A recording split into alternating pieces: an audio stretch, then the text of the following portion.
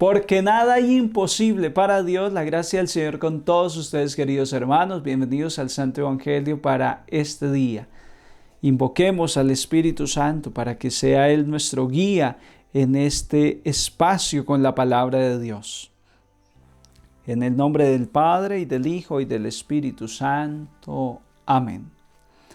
Oh Espíritu Santo, amor del Padre y del Hijo, inspírame siempre lo que debo pensar, lo que debo decir, cómo debo decirlo, lo que debo callar, cómo debo actuar, lo que debo hacer para gloria de Dios, bien de las almas y mi propia santificación. Espíritu Santo, dame agudeza para entender, capacidad para retener, método y facultad para aprender, sutileza para interpretar, gracia y eficacia para hablar. Dame acierto al empezar, dirección al progresar y perfección al acabar. Amén. Espíritu Santo, ilumínanos y santifícanos. María, Madre de la Palabra, ruega por nosotros. La primera lectura de la primera carta de San Juan. Queridos hermanos, si sabéis que Él es justo, reconoced que todo el que obra la justicia ha nacido de Él. Mirad qué amor nos ha tenido el Padre para llamarnos hijos de Dios, pues lo somos. El mundo no nos conoce porque no le conoció a Él. Queridos, ahora somos hijos de Dios y aún no se ha manifestado lo que seremos. Sabemos que cuando se manifieste seremos semejantes a Él, porque le veremos tal cual es. Todo el que tiene esperanza en Él se purifica a sí mismo, como Él es puro. Todo el que comete pecado quebranta también la ley, pues el pecado es quebrantamiento de la ley. Y sabéis que Él se manifestó para quitar los pecados, y en Él no hay pecado. Todo el que permanece en Él no peca.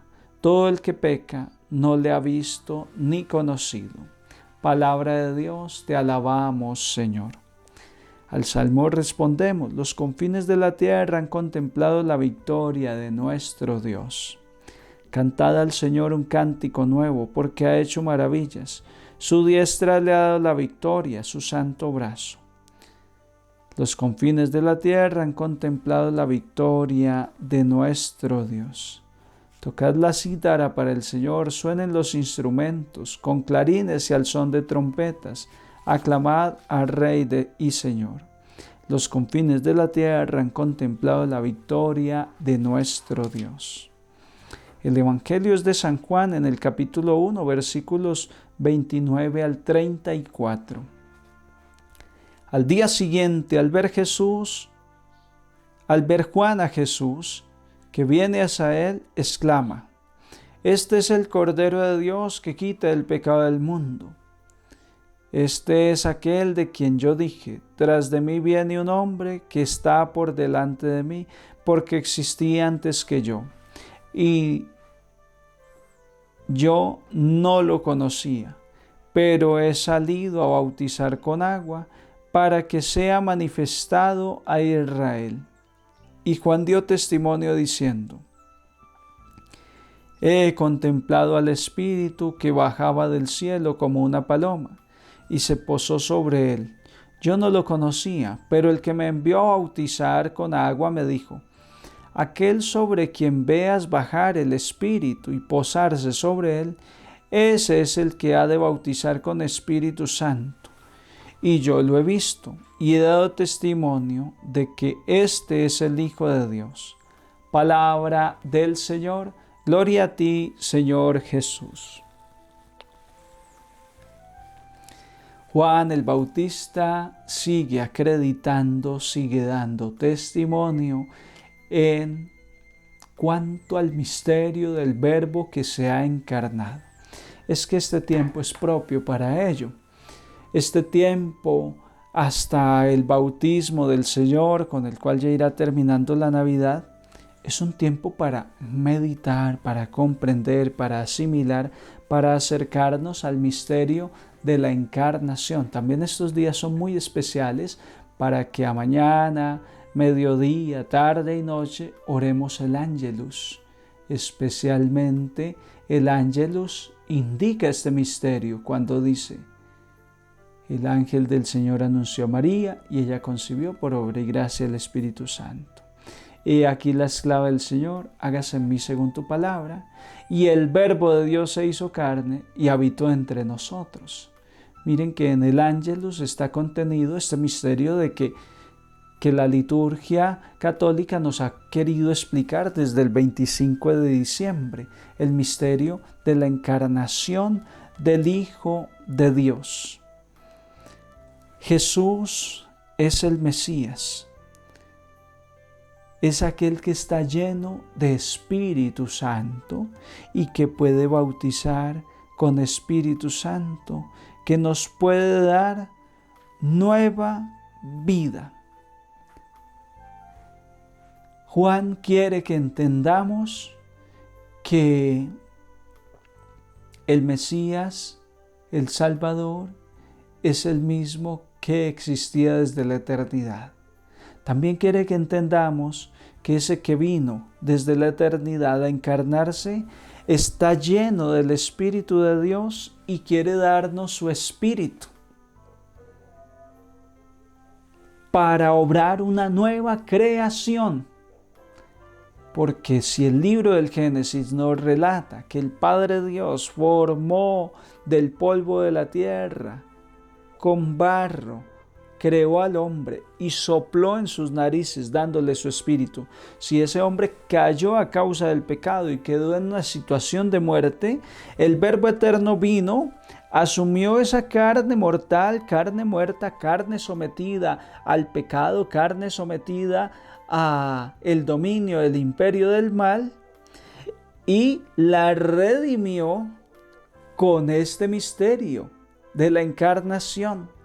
Y después de eso, después de redimirnos con su misterio de la encarnación, entonces va a darnos espíritu nuevamente. Después de purificar esta carne contaminada, caída por el pecado, nos va a dar nuevamente su espíritu.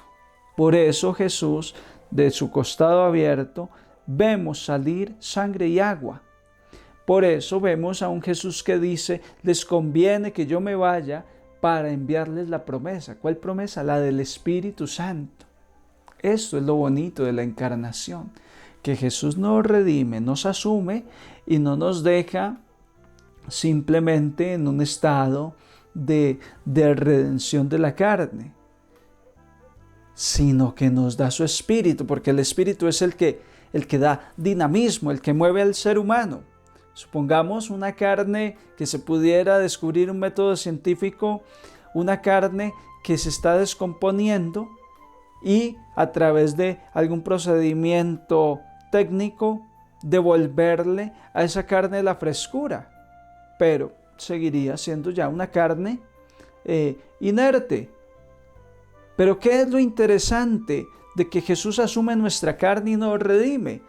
Que no le basta con devolvernos el estado de gracia primitivo del Edén, sino que nos da su espíritu, nos da la vida, nos da ese fuego que hace que el ser humano, que el cristiano empiece a vivir una vida nueva, con dinamismo, empiece a moverse, empiece a predicar, empiece a hablar, empiece a testimoniar, empiece a vivir aquello para lo cual Dios lo creó, para la santidad, para la alabanza de Dios, para servir a los demás.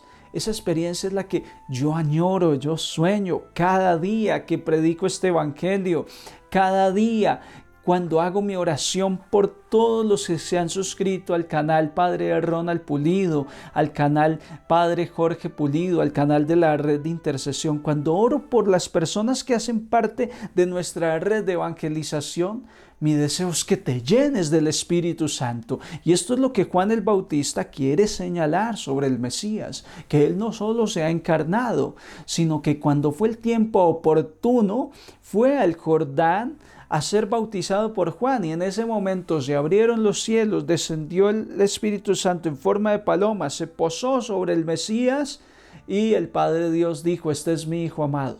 Por eso Juan está seguro de que Él nos bautizará con Espíritu Santo y fuego, porque está lleno del Espíritu Santo. es lo más interesante de la redención. ¿Por qué es lo más interesante? Porque aún habiéndose encarnado el Verbo, me puedo condenar. Aún habiendo ido a la cruz, dando su vida por mí y resucitando, me puedo condenar. Aún el Verbo, habiéndome enseñado la verdad de la fe sobre la Eucaristía, sobre el Padre, sobre el Hijo, sobre el Espíritu, me puedo condenar. Pero si yo recibo el bautismo del Espíritu Santo, estas otras realidades salvíficas se hacen eficaces en mí. Es como abrir una compuerta de gracia, un agua que está represada para saciar la sed de toda una ciudad. Pero la represa está cerrada, no tiene un acueducto, no tiene forma de llevar el agua a la ciudad, pues la gente perece de sed.